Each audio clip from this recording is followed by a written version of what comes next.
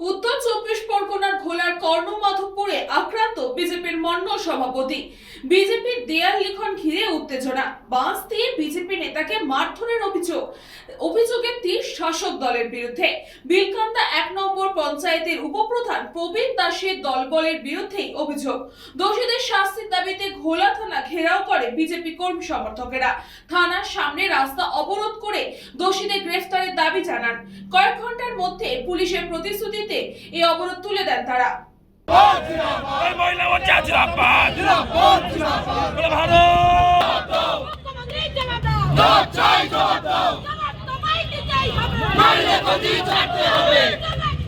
ভেঙে দাও, পুড়িয়ে দাও, বিজেপি বিজেপি আর কতদিন আমরা এরকম করবেন? আপনারা টিএমসির সাথে কতদিন আপনারা এইভাবে কাজ করবেন? আর তো 2 মাস এই সরকারটা আছে, তারপরে কোথায় যাবে পুলিশ প্রশাসন? আপনাদেরকে নিউট্রাল হতে হবে। রিকোয়েস্ট করছি স্যার,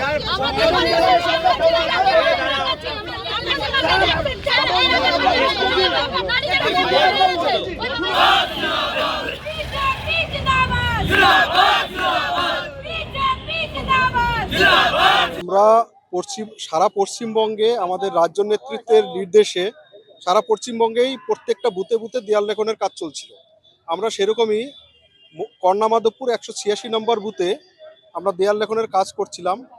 এর মধ্যে ব্যারাকপুর ব্লক 2 এর যে যুব সভাপতি প্রবীর দাস ওরফে বাবাই, তার সাথে যে সর্বক্ষণের যে ছায়াসঙ্গী, এরকম 5-7 জন বাইক বাহিনী এসে আমাদের কর্মীদের উপর চড়াও হয়। আমার ফোনটা কেড়ে নিয়ে ভেঙে দেওয়া হয়। তারপর আমরা যখন ওখান থেকে আমরা গন্ডগোল করবো না বলে যখন ওখান থেকে চলে আসি, আমি একটু পিছনে পড়ে যাই। আমাকে বাইক থেকে লাথি মেরে ফেলে দিয়ে বাঁশ দিয়ে পিঠে মারে এবং আমার গলায় যে সোনার চেনটা ছিল সেটাকে ছিনিয়ে নেয়, আর বুকের পাঁজরে লাথি মারে, পায়ে বাঁশ দিয়ে মারে। এটা নাম ছিল রতন দাস, পলাশ সিংহ রায়, বাবলু দাস, অমিত সিংহ রায়, আরো 2-1 জন ছিল, কিন্তু তাদের আমরা চিনতে পারিনি। এটা প্রবীর দাস যে যুব সভাপতি আছে এবং বিলকান্দা 1 এর উপপ্রধান, তার নেতৃত্বেই, কিন্তু উনি উপস্থিত ছিলেন না। আমরা ভারতীয় জনতা পার্টির দেওয়াল লিখছিলাম, যে আমাদের রাজ্য থেকে যে সূচনা আছে সেই অনুযায়ী কাজ করছিলাম। আমাদের দেওয়াল লেখার কর্মসূচি চলছিল, তো আমরা এলিট কলেজের ওখানে আমাদের মাননীয় মন্ডল সভাপতি গেছিলেন, আমাদের ওখানে বুথ সভাপতি কার্যকর্তারা গিয়েছিল। ওখানকার কয়েকজন গুন্ডা, টিএমসির গুন্ডা এসে আমাদের মন্ডল সভাপতির ফোন ভেঙে দেয় এবং তাকে মারে, এবং আমাদের যারা কর্মী ছিল তাদেরকেও প্রত্যেককে মারে। তো আমরা থানায় এসেছি এফআইআর করতে এবং রাস্তা অবরোধ করলাম। আর আগামী দিনে যারা এরকম অন্যায় করেছে, ঘোরতর অপরাধ করেছে, তাদের যদি অ্যারেস্ট না করা হয়, আমরা বৃহত্তর আন্দোলনের পথ নেব। কারণ প্রতিনিয়ত আমাদের মেরে যাবে আর আমরা ছেড়ে দেবো, এটা হতে পারে না। আমরা রাস্তা অবরোধ করেছি, পুলিশের উপরে আস্থা তো নেই, আমাদের একদমই নেই পুলিশের উপরে। আপনারা দেখছেন পশ্চিমবঙ্গে কি হচ্ছে, এই কারণে আমরা রাস্তা অবরোধ করলাম।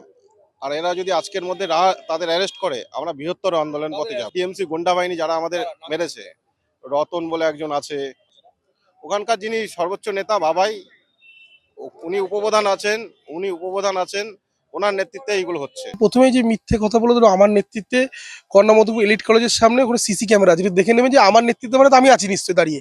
সিসি ক্যামেরা ফুটেজ প্রমাণ দেবে যে আমি আছি না আছি।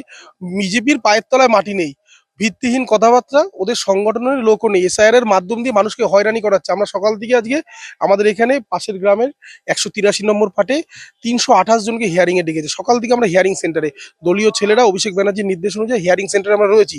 এটা মিথ্যেভাবে বিজেপির পায়ের তলায় মাটি নেই, ওরা হয়তো গ্রামের লোক প্রতিবাদ করেছে, সেটাকে পার্টির লোককে প্রমাণ দিতে হবে। তো বিজেপির তো কাজ নেই, তৃণমূলের নেতাদের উপরই মিথ্যে কথা বলছে। এটা ওদের সবচেয়ে বড় জালিয়াতির কাজ, ওদের এটা মিথ্যে কথা বলাচ্ছে আমাদের। ভিত্তিহীন, পুরো ঘটনাটা ভিত্তিহীন, এই নিয়ে কোনো ব্যাপার নেই। গ্রামের মানুষ হয়তো প্রতিরোধ করেছে, গ্রামের মানুষ অ্যাকচুয়ালি বিজেপিকে দেখলে এখন পাগলা কুকুরের মতো ভাবছে, কেন এরা আশা মানে কামড়াবে আবার কিছু করবে, এই তো গ্রামের মানুষ প্রতিরোধ করেছে। কৃষ্ণা পালিতের রিপোর্ট, নিউজ পঙ্গো time. St. Augustine's Day School, Barakpur. Success for every child. Admission open 2026 to 2027. Contact number 900793 4555.